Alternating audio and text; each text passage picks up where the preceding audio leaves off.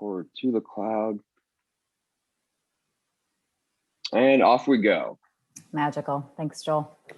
Good afternoon, everyone. I'm super glad that you're here. My name is Emily Bermes, and I'm a management consultant based here in Fort Wayne and CEO of Bermes and Associates, because I'm not creative enough to come up with something other than that for our firm name. I am super excited to talk about adaptive leadership. I think adaptability as leaders has always been really, really important. But I think we've seen this year sort of a magnification of the importance of all of us being adaptive as humans, but also super adaptive as leaders. And I can't imagine there's a sector hit more by that than the medical sector. So hopefully this will be relevant to you. I've been in practice for 21 years, and most of my experience comes from doing basically two things over the course of the last 20 years. One thing that I do a lot of is executive assessment. So I'm coming into your health systems, your corporations, and assessing leaders to see, where are they performing and what needs to change and their leadership to be optimal in that role or to be promoted beyond that role.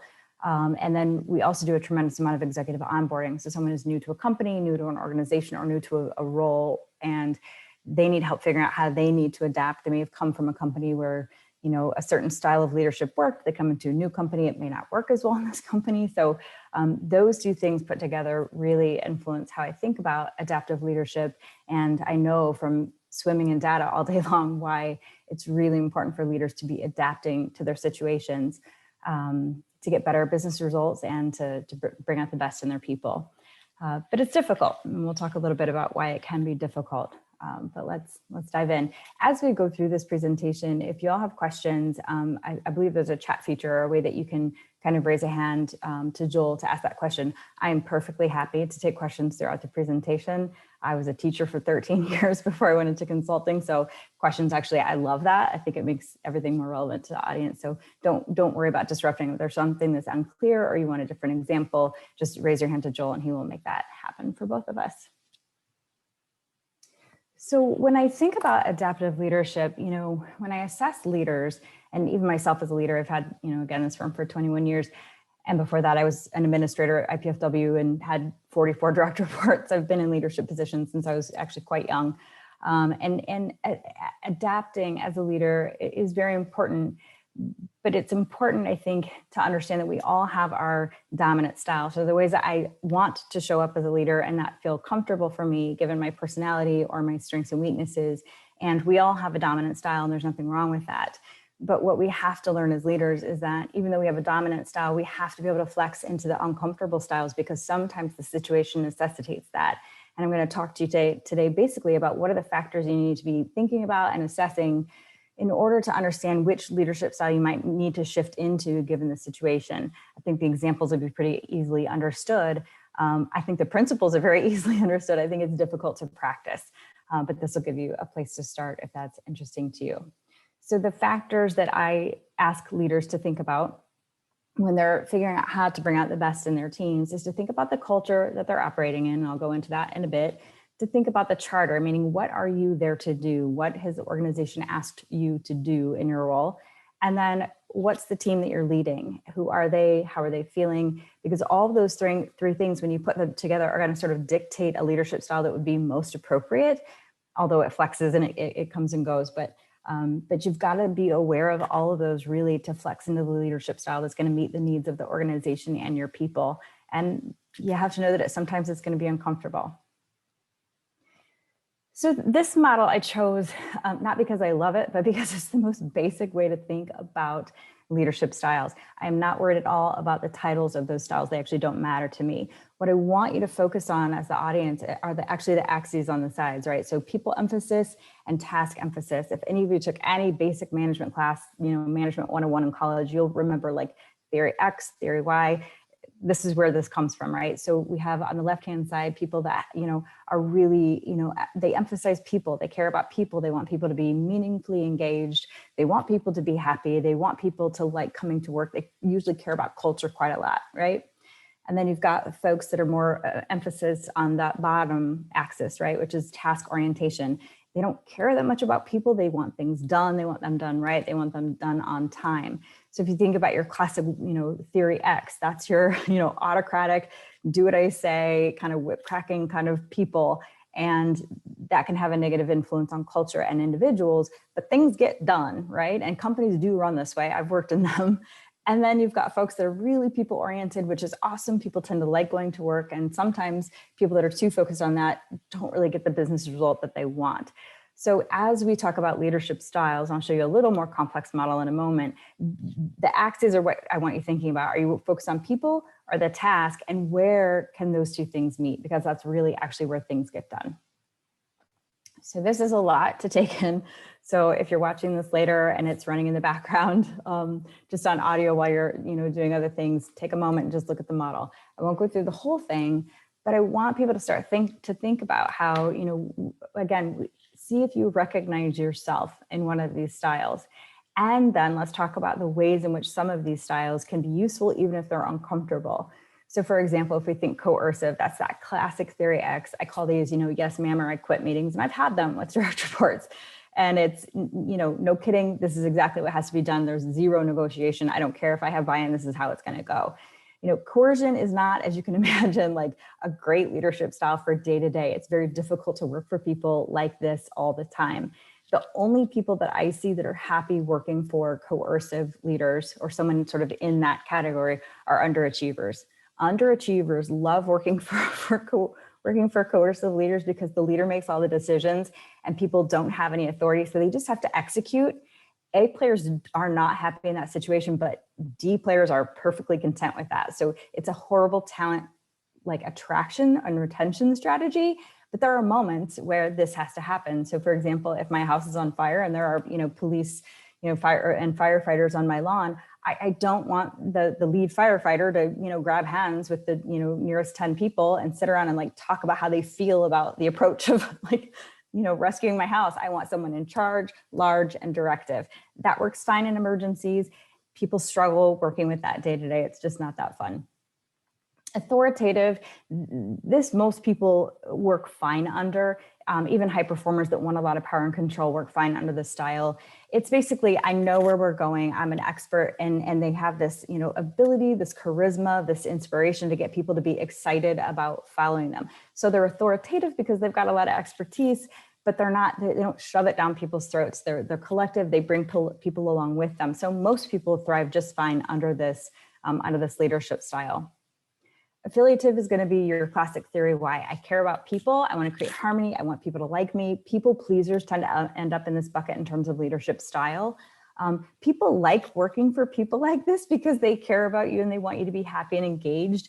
Sometimes these leaders can miss the mark in terms of execution and results, which becomes problematic over time. So there are times for affiliative, and it'll come up in our presentation in a little bit. But for long-term results, do people like it? Yes. Is it effective? Not if it's all you can do.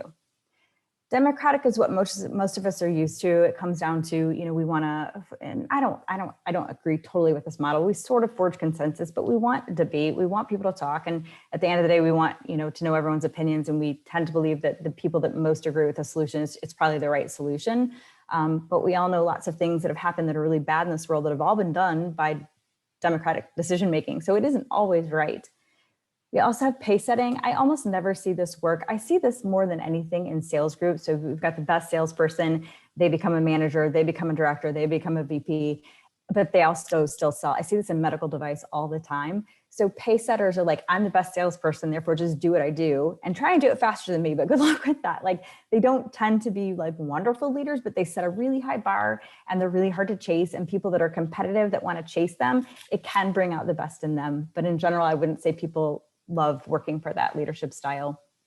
The last style is coaching. This is very much like a question-based or a curiosity-based leadership, where it's like, a leader that will actually just sit down and brainstorm and dissect a situation and say, have you thought of this? Have you thought of that? What have you tried? What worked? What didn't work? What failed? What else might you do? And so they're much more exploratory. What I love about this leadership style is that people grow the most when they're under a leader that has this style or can flex into this style. The bad side of it, it takes forever. Like if you can imagine that same, my house is on fire, everyone's out front trying to decide what to do. I don't have time for a lot of coaching conversations, or my house is going to be down to the ground. So it takes a lot of time, and most of us are pressed for time. And so this is the one that I think is overlooked. It is, I believe, the most powerful, but it's also the most time consuming, so it gets overlooked quite a lot. Again, if anybody has questions, I know I'm flying through this, but feel free to raise your hand to Joel and we'll answer those. But you don't need to remember these styles. Just notice how different situations are going to push and pull different leadership styles. In an emergency, I want coercive. In normal circumstances, I would like authoritative. If I need development, I want a coach. I wouldn't want to work for a pace setter. Democratic's fine. Affiliative is fine. But they tend to, fall short on results. So just be aware of the strengths and weaknesses of each type. There's no one that's right or wrong. So those are the styles we come with. I would say mine, I would say mine's pretty authoritative, but I have to flex, right? And here are some of the things that drive you to decide where and when you need to flex. And part of that is the culture that you work in. So most of you are from, 2 or 3 of our health systems, here local to Northeast Indiana. And I've worked with both. So I know, they have different cultures. And in any organization we go in, we're really looking for how do we help this person be successful in this environment. So for example, if you have someone that came out of GE, anyone who's read anything I've written knows I'm not a big fan of GE leadership. So if you're a big fan of Jack Welch, just click stop now. You won't like my presentation probably, but we've had leaders come from places like GE where it's extremely aggressive, extremely competitive. It's a very tough place to lead, and it's a very tough place to be led. So, we can help people. We don't work for GE. I doubt they're dying to work with us, but if we take leaders, which we have from that corporation, and we put them into another company where people are more thoughtful and cooperative and congenial, that person could come in like a bull in the china shop. And before you know it, people just can't stand them. They might have the best ideas, the best training. People from GE always do. But if they're so counterculture that they just rub everybody the wrong way, they don't fit in. And even if you're not new to one of the health systems, this can change from role to role, right? The culture of ops is not the same culture in, finance. And so if you bounce around in the organization in your leadership roles, which I hope you are, you're going to have to adapt even to sort of the micro culture of the mega corporation. So the organization or the culture that you're in may value cooperation, or they might value competitiveness. They might love leaders that really self-promote. They're the ones that get promoted because they advertise their skills quite well. But in some organizations, they would prefer you to be more humble, and that would turn them off. Some organizations, like we do a ton in banking and finance, they want traditional, they're not terribly innovative a lot of times, but we've also worked in startups where it's extremely innovative and very fast. Innovative companies are very fast to accept change. Traditional companies are very slow to accept change, but you sort of need to get a feel for that in your own organization, right? Because if you push change too fast and the organization doesn't quite have the appetite, it can make them resist you, and resistance is expensive. Some organizations are more passive. We just sort of, keep going as we always have. Some are very aggressive. I've worked in some that are passive aggressive. That's a fun, that's a fun thing to figure out. So some organizations value their people. Some only care about results. Some are very transparent. Everyone knows everything. And some are very secretive, and the power and the information is sort of held by a private few. This is not even remotely an exhaustive list, but it is an example of the dynamics that can be different from company to company, from function to function, from boss to boss. Your culture is largely influenced by who you work for. So these are things to watch for, right? So that your leadership style, let's say you do work in a GE, if you come in with an affiliative style, they're gonna see you as a doormat. You're not gonna last very long there. So you've got to sort of adapt to your climate. And this is where I hope that the climates that people work in are a decent fit for their personal style. I can tell you, I wouldn't last in GE, and there are other companies I wouldn't last in for other reasons. So you've got to make sure the company that you're working in is a decent enough fit for your personal style and your personal ethics that you don't feel like you have to be someone else to fit in. But to some extent, you do have to fit in. And I realize that makes sort of a double bind for any underrepresented communities. I'm aware of that.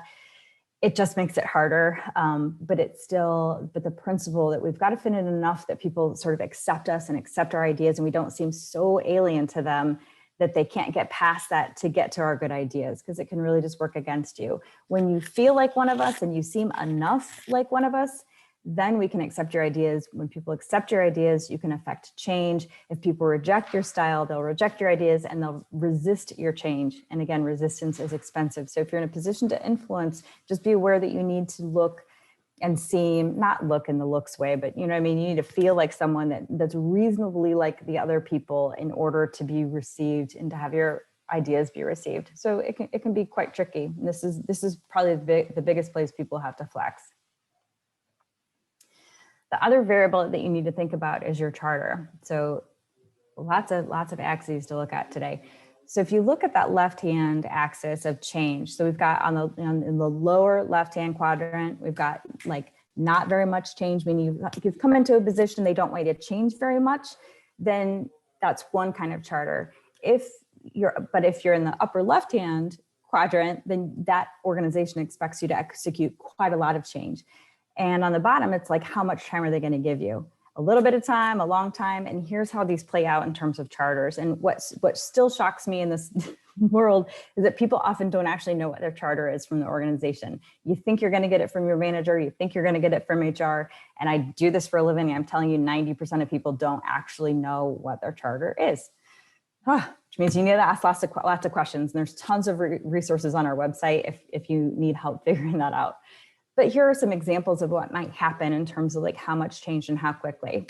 If we start on the upper left-hand corner, we're talking a classic turnaround. There's a function that's broken, it's dysfunctional, it's failing, it's like a sinking ship, right? So it's an emergency, it's highly urgent, and they need results to turn on a dime, which means you don't have very much time. Turnarounds to me are 9 to 18 months, 24 at the very max, right? So you're going to be agitating, right, and changing lots of things.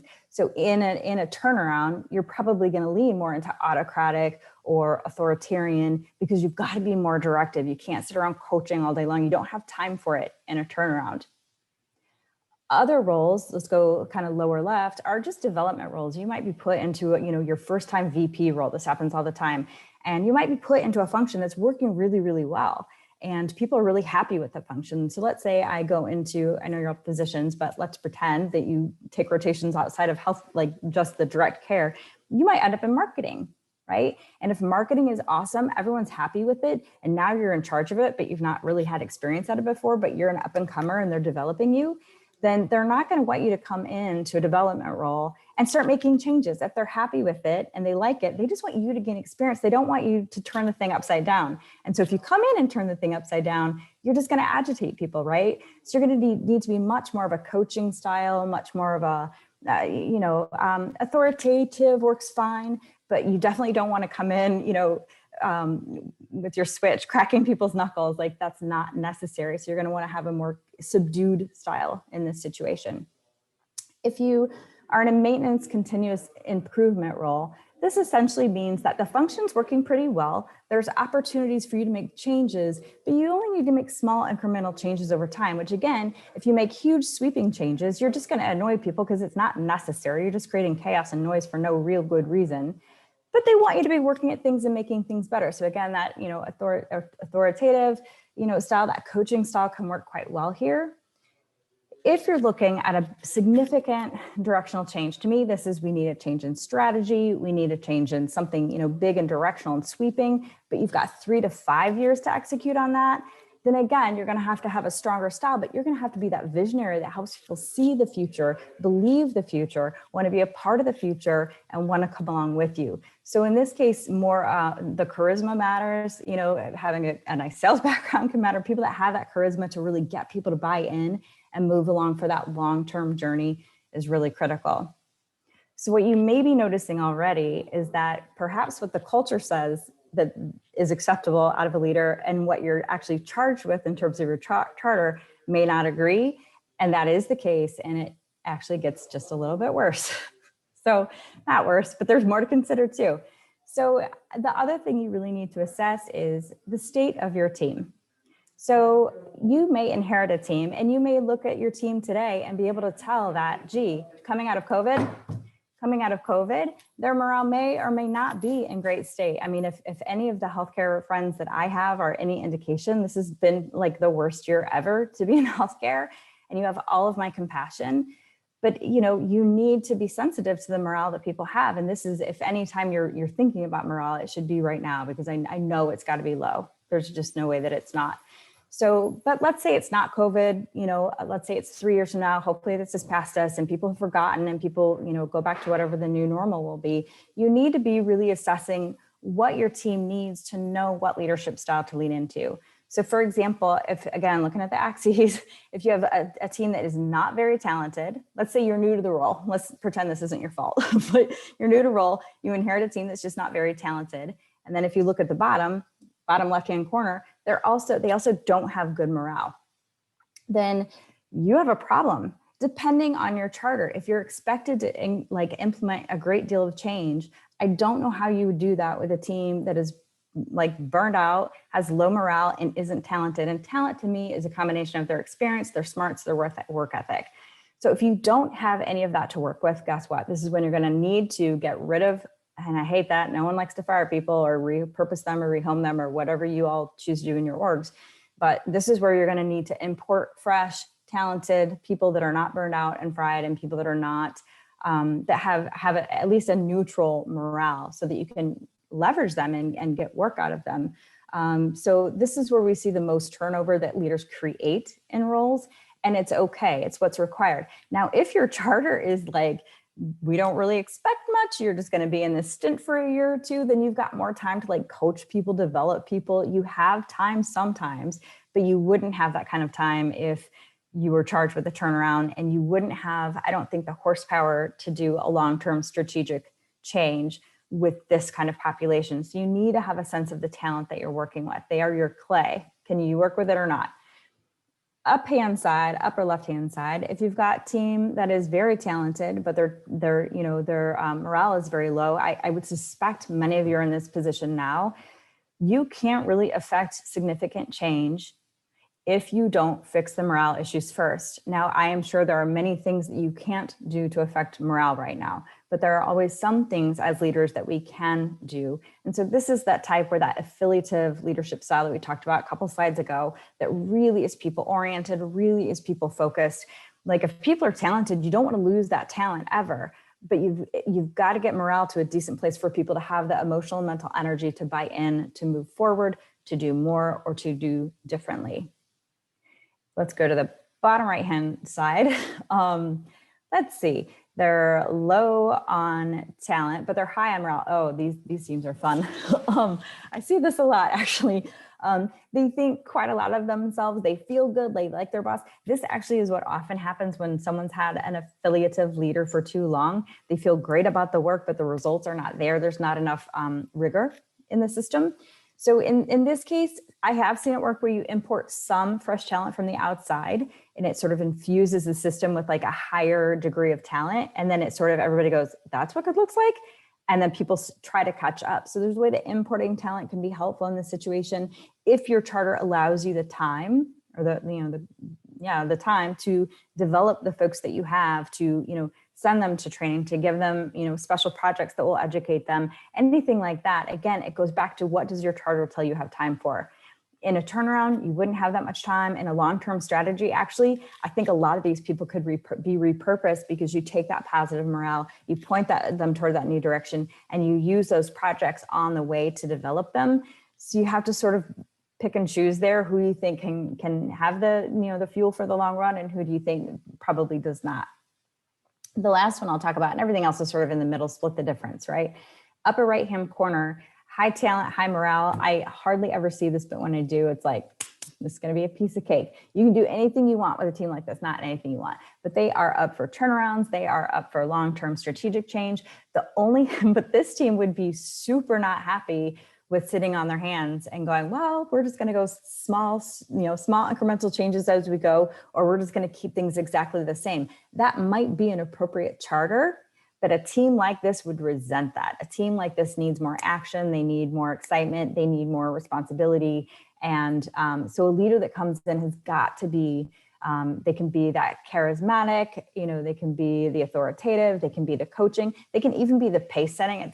It's not my favorite leadership style, but actually it kind of works okay with these types of folks. Again, the extremely competitive med device people, they do okay with that, but they tend to be pretty high functioning too, at least on the sales side. I don't work on the operations side, so I'm not totally sure, but So this, again, is one of those things you need to keep in mind. And so what hopefully you're starting to see is that, again, what the culture dictates, what the charter dictates, and what your team needs as humans might not be the same thing. And so you've got to really thread the needle, which is more difficult than it sounds. And we'll talk about how that can look in just a moment. I want to pause because that's a lot of words. And I know I talk really fast. If anybody has questions, again, just flag Joel. All right, so I just want to walk you through a case study because it starts to show a little bit how like one leader's style does not fit everything. It can't always fit the culture and the charter and the team or their style. Like they've got to be always adapting. And this was my first executive onboarding project that I did. This was probably, I don't know, 6 years ago. This is a Fortune 500 bank. It's one of the too big to fail banks. Great company. This guy was in the worst situation, of course, because it was my first attempt at this. So it had to be like the hardest project I've ever done. So this guy, and I have a book coming out actually in like 8 weeks. So if anybody's like interested in like onboarding and these concepts, I have a whole book coming out in June and I can get you on a pre-order list, but he's in the book. So his name's Roy. He was an immigrant from India as a young man, like just out of high school, came here with nothing, worked his way through college, got his MBA, I think at Kellogg or somewhere, I don't know, or no, it was Harvard, sorry. And he came from McKinsey, so he was aggressive, he was a go-getter, and he was super successful. And he comes into this environment that's actually surprisingly like congenial, traditional, cooperative, slow to change, and he was brought in to do a turnaround. So his charter, which I design people's charters, that's part of what I do for a living. He was charged with a complete turnaround of a business unit that was failing and known to be change resistant. So when I was doing interviews about what do you want from this person, it was like, I don't need one more hot shot in his big ideas. Like, no, he can fix everything as long as he doesn't change anything, which that's a literal quote. So he was required to execute a lot of change in a culture that says don't change anything. Tricky, right?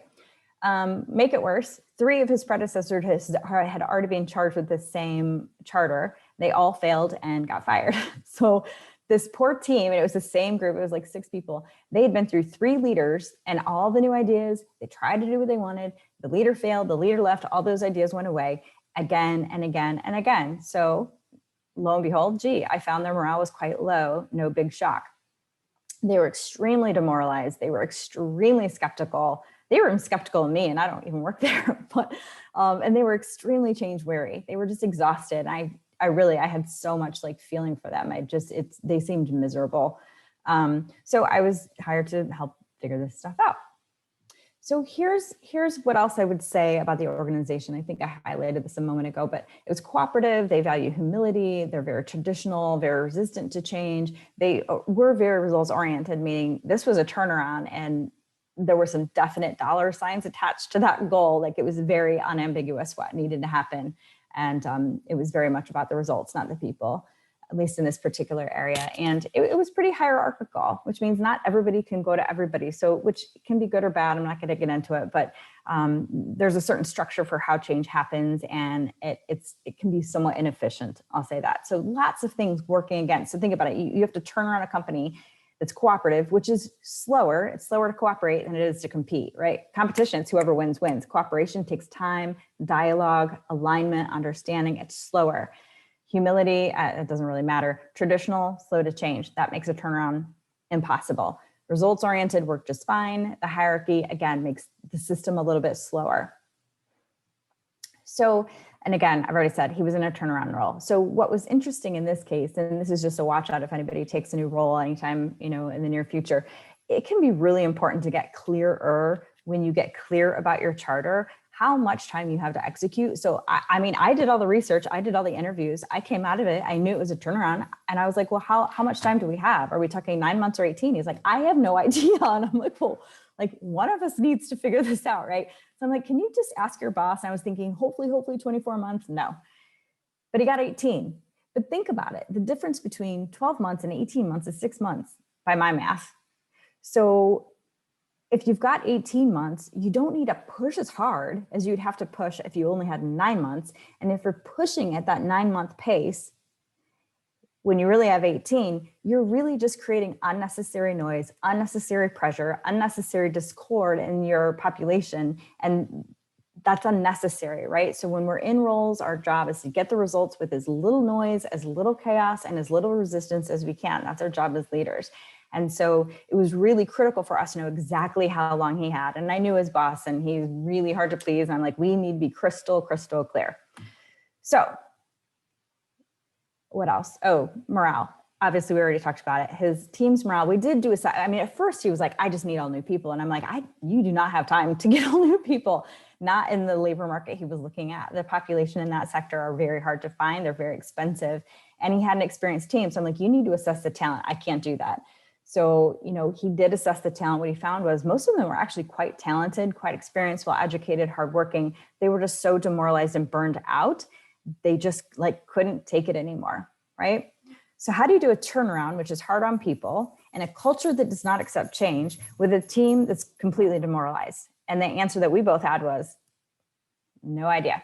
But here's what we did. So his style when he came in, now again, he came from McKinsey. McKinsey people have a nickname, I won't share it, but they're fairly aggressive. They're all brilliant. They all came out of Harvard or somewhere fancy. They're very, very smart, aggressive people, but they are aggressive. And so his tendency, because of where he came from, this was not his personality. He's the sweetest guy I've ever met. But because he came out of McKinsey, where it's kind of dog eat dog, he comes in, guess what? He has a turnaround and a function that doesn't want to change. So his instincts were to go coercive.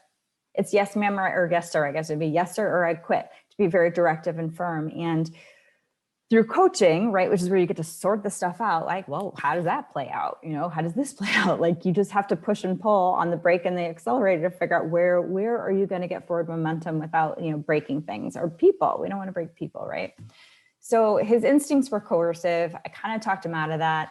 And what we found for him, even though he was under an extreme amount of time pressure, what we thought, because his team was talented, they were worth taking a little extra time up front and fixing that morale and seeing what we could do with a team that was in a better mental state.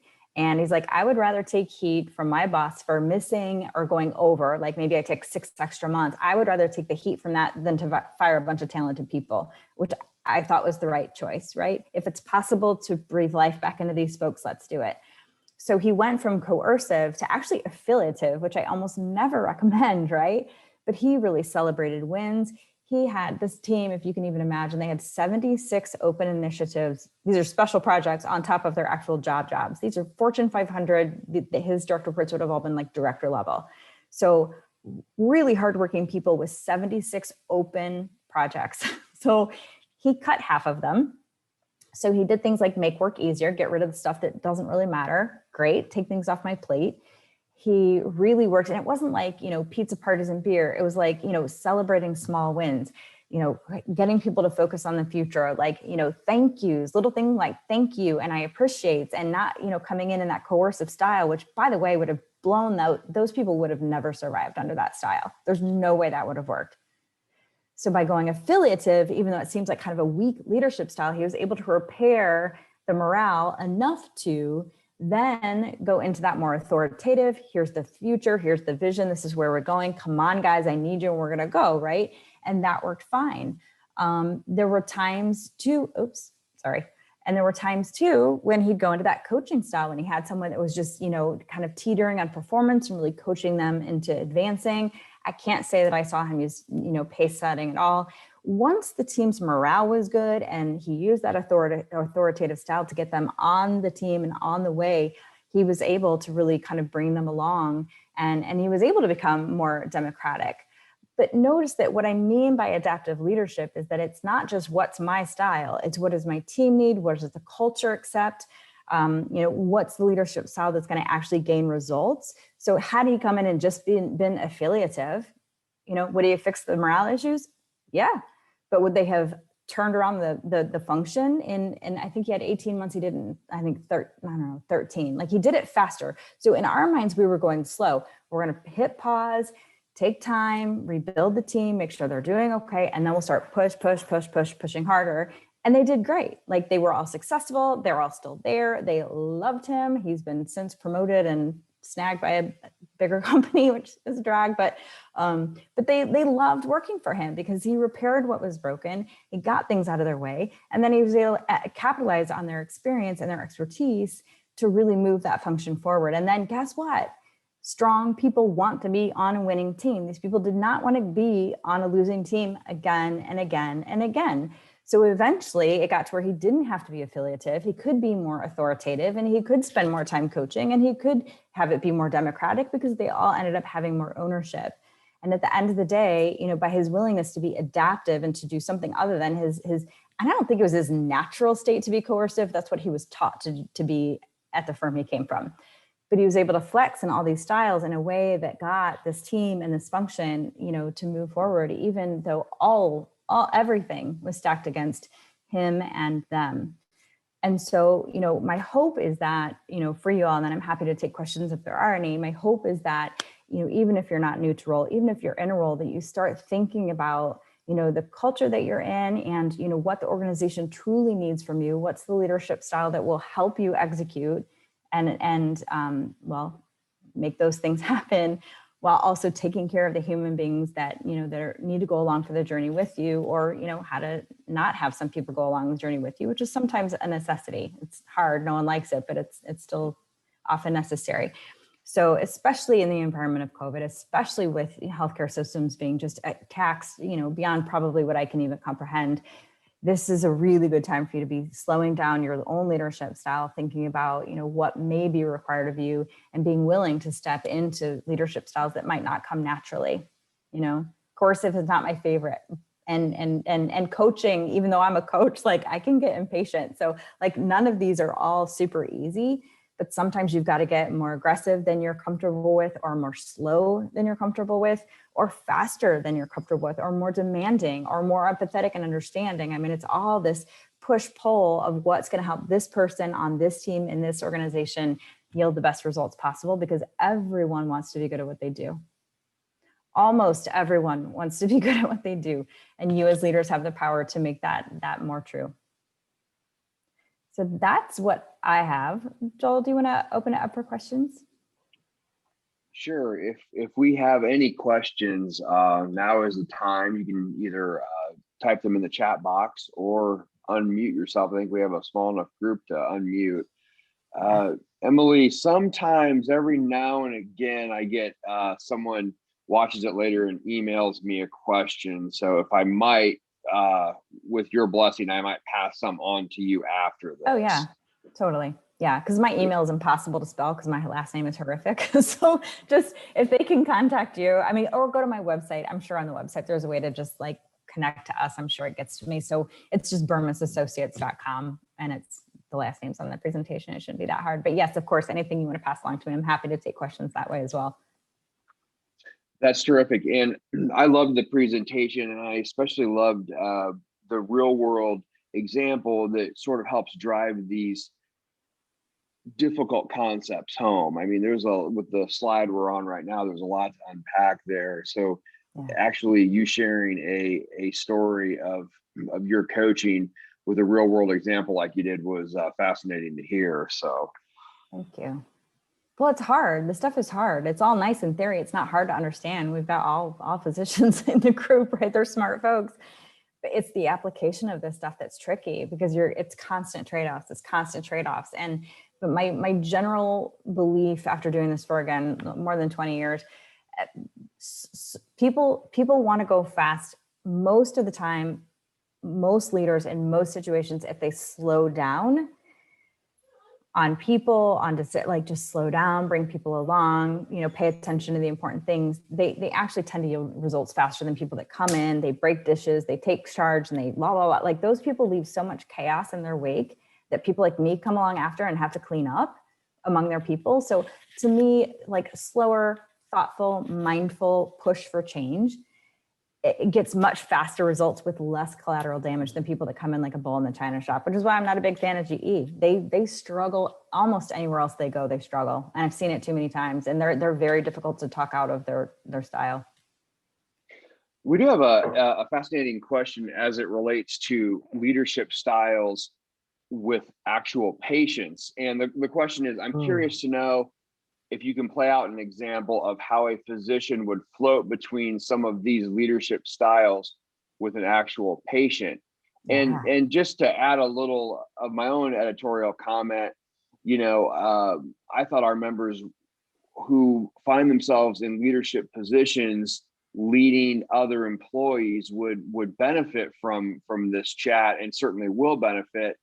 I hadn't thought of the parameters of leadership styles with actual patients. I just thought of staff. So it's an interesting thing to unpack here if you have a I love moment. it. I have it. Yeah, let's do it. I actually did think of that. And I just want to be super clear. I work for corporations. I don't consult in like a physician's practice. I can only speak from my education and my experience as a patient.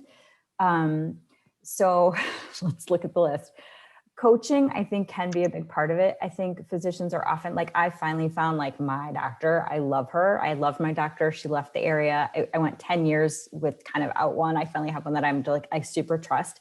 The coaching is really good. It's, brainstorming, it's developing, it's really trying to ask the patient questions to get at, some of the drivers. So an example might be, I can't sleep. Okay, you can go straight to, well, then you need this medication, or you can go, well, what's contributing? 8, 9, 10 questions in, you might go, oh, this person's going through a divorce and they need a counselor is what they need. They also need to sleep, but they also need counseling, right? Which you wouldn't do, but you would say, I recommend whatever.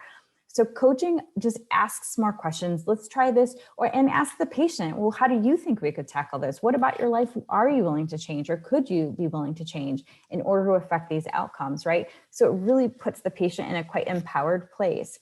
Now, I will say, as someone who's buried one parent and gone through a whole lot of medical stuff with the other one, my parents' generation, I mean, they're in their 70s, or they were, and they're very passive in my experience with physicians. And so this style, it might feel a little unfamiliar to them because they were brought up in a generation that does not question doctors. So my father, for example, who's a perfectly strong human being, you put him in front of a doctor, he goes into vapor lock. So I do the talking, I do the asking, I do the, right? Because he just accepts everything. And I have lots of questions. I hope I ask them in a really nice way, but for people that are younger, I'm pushing 50. So people that are more like Gen X and below, like we are more questioning of authority. We are more questioning of doctors. So this style could be quite effective in patient care. Pace setting, it doesn't apply. Democratic doesn't apply so much because it's you guys making the decision together. It's the patient and the physician, perhaps a spouse or a child, but here's a tip. If you do have a child involved, which is often the case with our more elderly patients, democratic, like the child has a perspective of the parent. The child knows what that parent eats. They know how they live. They know, and they may be better educated than the parent, which is often the case, right? So democratic might be to include those key decision makers in the conversation and, empower them to at least share their perspective. Affiliative, I think doctors know to do this quite well. There's tons of research on how, when you create harmony, you create an emotional bond with a patient. When you put the patient first, I mean, there's so much information on the law, how much you're likely to get sued if you do or do not establish that affiliation or that connection with that patient. Outcomes are better. Like you all have heard this before. Karen Hickman does a lot of research on this. If you guys don't follow her, she does a ton of medicine. So affiliative is always required as a physician, I think. But there are times I can even say with my own doctor where, she didn't like one of my numbers on one of the somethings. And she's like, no, really, I need you to X, Y, Z. And I was like, and I'm not a very easy person to convince of things, but she really just had that authority that like, she was way more worried about it than I was. And I was like, oh, okay. I know her well enough. She's got that look like, I'm not kidding. And I was totally compliant, and I'm not a very compliant person in general, but that doctor authority, if the doctor knows you, the doctor cares about you, they understand, and they really, really strongly request something of you, you're going to be more likely to do it when you're just like, well, it'd be a good idea, but as long as you're happy, like, well, I'm not going to be as compliant. Coercive, I imagine there are times for this. I feel like that just gets into like litigation. So I don't want to talk about like coercive, but I'm sure there are moments if you've got a patient on the, in a crisis and you've got to be directive of people around them. I mean, I can see that extreme directive, coming into place in an emergency, but in day-to-day healthcare, it's hard for me to imagine where that is super appropriate. That's my best guess. That was an interesting direction we took there, and I'm glad that we covered that. So great question. Well, seeing no more questions, I am going to be cognizant of Emily's time here and thank her once again for joining us. And just as a reminder, this was the 8th in a series, all based on physician wellness, and I believe all of those previous episodes are available on our YouTube channel, as this one will be just as soon as we upload it.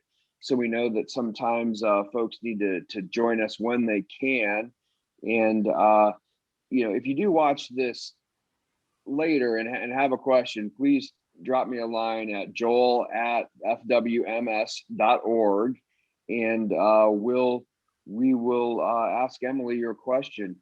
And if it is too difficult of a question or too complex, she will invoice us for her time.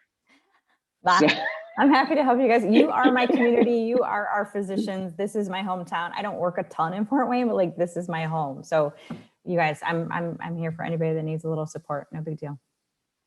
well, thanks again, Emily, for sharing your awesome expertise. And we're just so grateful that you spent a little time with us on this beautiful sunny Friday. So we'll leave you to it. And thanks again for joining us. Absolutely. My pleasure. Thanks so much.